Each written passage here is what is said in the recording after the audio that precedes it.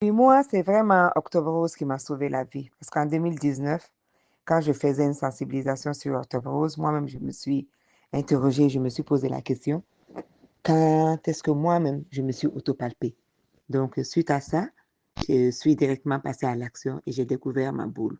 D'analyse en analyse, c'est finalement en 2021 que mon cancer a été confirmé, stage 2, et j'ai subi une ablation après du sein droit.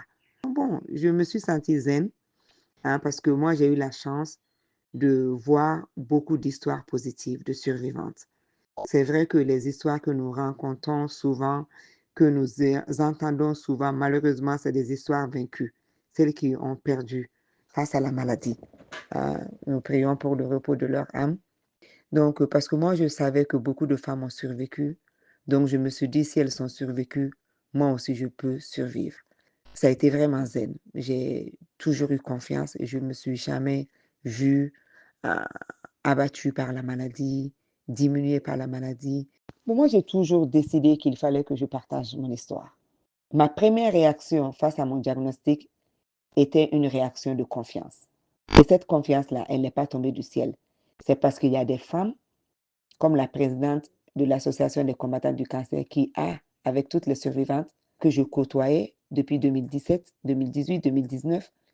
Donc, j'avais déjà eu vent, écho, côtoyé, embrassé, pratiqué des femmes qui ont survécu le cancer. Donc, si ces femmes-là avaient aussi été silencieuses, peut-être toutes les histoires que j'aurais connues seraient des histoires de personnes qui ont perdu la vie. Je me suis dit non, à l'image de ces femmes-là qui ont partagé leur histoire, qui ont fait que mon niveau de peur était vraiment moindre, moi aussi, je vais ajouter ma modeste voix à la leur. Et c'est toujours mieux d'aller dénicher le cancer avant que le cancer ne pointe son nez. Parce que le traitement est lourd, et physiquement, et émotionnellement, et financièrement. Le dépistage, c'est deux résultats. Soit positif, c'est bien, tu n'as rien du tout, tu continues ta vie et tu te fais dépister encore tous les 2 ans ou faire ton autopalpation tous les mois, ou c'est négatif, tu as des risques de cancer, donc tu approfondis les recherches, soit on te dit que non, c'est des tumeurs non cancérigènes, c'est bénin, ou bien c'est des tumeurs cancérigènes et tu subis un traitement. Donc, plus tu le connais tôt, plus tes chances de survie, de guérison sont augmentées, surtout pour nous, Africaines.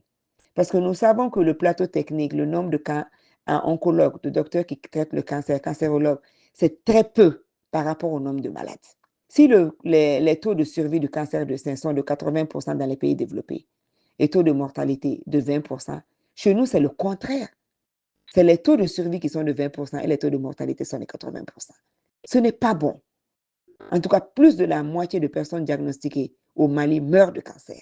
Mon entourage m'a beaucoup aidé, mais la première réaction de mon entourage, par contre, a été celle de la panique, des pleurs.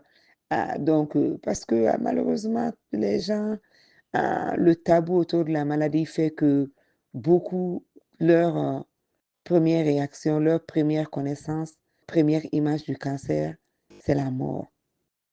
C'est une personne fatiguée, diminuée, la chimiothérapie. Donc, il n'y a pas beaucoup d'histoires positives.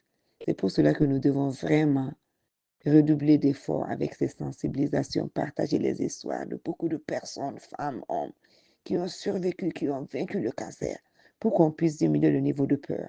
L'ablation corporelle, moi, je l'ai vite acceptée, hein, parce que je me suis dit que je suis en vie, pour moi, pour mes enfants, pour tout ce que je veux encore faire dans ce monde.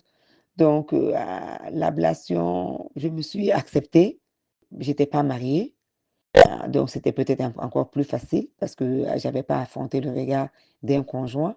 Mais je me suis dit que, hey, de toutes les façons, celui ou celle qui me veut me voudra comme ça. Je n'ai pas de souci. Des fois, je sors en ville. Si je veux, je porte ma prothèse. Si je ne veux pas, je sors comme ça, sans prothèse. Parce que quelque part aussi, c'est comme si c'est un trophée que je brandis. Ça n'a pas été difficile le traitement. C'était bon, il a fallu que je fasse quelques interviews, quelques enquêtes avant de décider de perdre mon sein. Ça, c'est clair. Mais un des docteurs, il m'a dit, Kumba, tu peux considérer, avec la première opération, quand ils ont enlevé la tumeur, tu peux te considérer comme 85% guéri, mais il y a toujours 15% de chance. Par rapport au type de cancer que tu as, on ne peut pas être sûr qu'on ait tout enlevé, tatati tatata.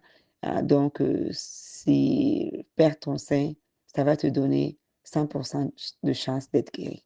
Donc, moi, je me suis dit, hey, je ne vais pas perdre le temps. Comme on le dit en Bamranté, sous qu'on irait là. Donc, j'ai accepté.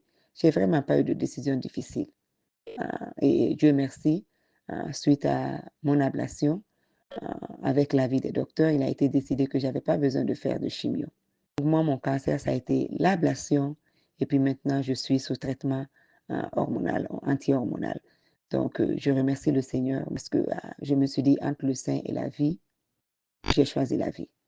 Mon message aux femmes qui sont présentement en traitement, comme moi-même, parce que je n'ai pas encore dépassé mes 5 ans, pour pouvoir dire que je suis en rémission, c'est courage, courage, courage. Positive thinking.